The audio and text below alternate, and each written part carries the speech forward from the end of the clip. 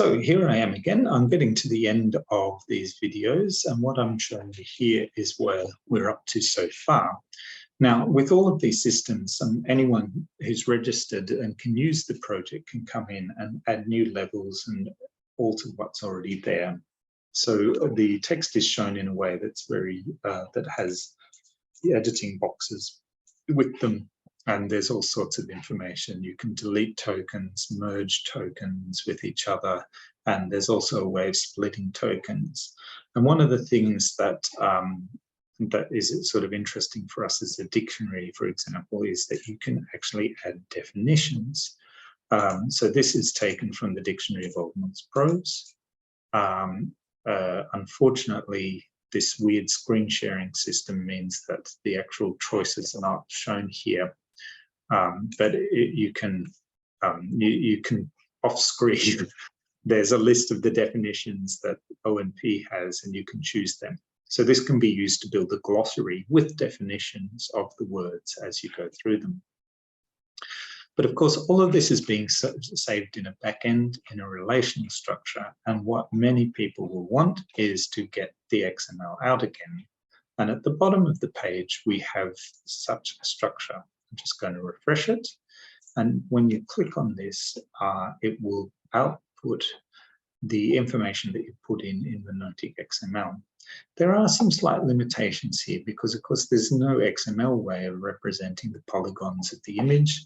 But what we have instead is the bounding boxes in a simplified form using a custom MenotaG attribute to put those in. So we can look up elsewhere what image this is, and we can use this information to find the box, if not the polygon, that represents the line in this case. And as we go on, sorry, that's a word. As we go on, the individual tokens and where they lie on the page.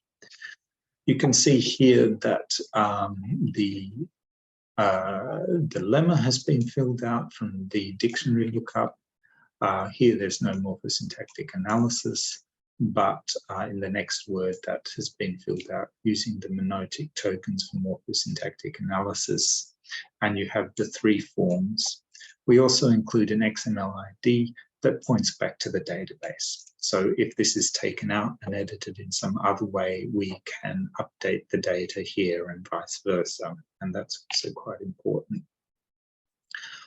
There are a couple of other features I'll show too. And one is that you can also mark up non-linguistic features on the page using this tool. So this draws a polygon around a feature. Here we have a nice big hole. Such a beautiful manuscript, but still it has holes. And you can see how this works. Click to show where that is. I'm being a bit rough here. And then you choose what type of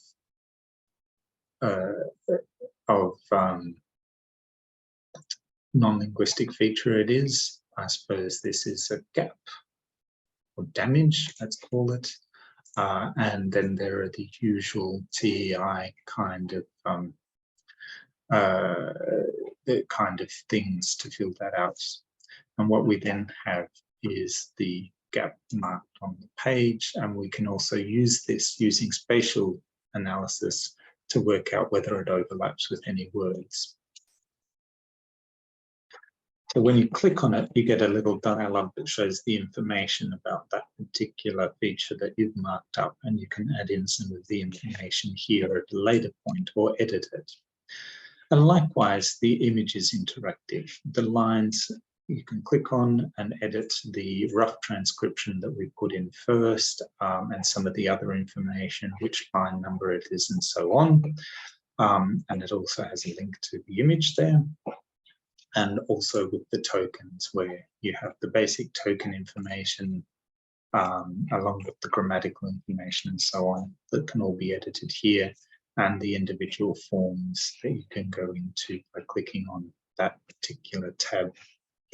So there's a lot here that's available for editing. And in the last video, I'll show you about how we align different texts that have been entered using this system.